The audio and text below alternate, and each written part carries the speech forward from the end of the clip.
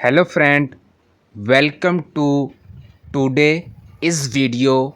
In this video, I will talk about an important topic: heart health and heart weakness. I will explain three things today. First, heart weakness signs. Second, heart health types. Third, a simple homeopathic spot medicine. So please watch the video till the end. Don't skip it. Heart weakness sign. Friends, if your heart is weak, you may feel shortness of breath, fast heartbeat, chest pressures, or pain, low energy, and tiredness, anxiety, or restlessness. If these signs stay for a long time, please see a doctor. Heart health type. To keep your heart health, follow these simple tips. Walk daily for 20 to 30 minutes. Eat health food. Avoid oily and fast food. Sleep on time. Reduce stress and worry.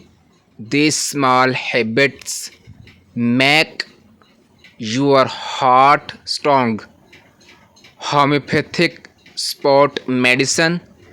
Friends, in homeopathic, some medicine are used as hot spot.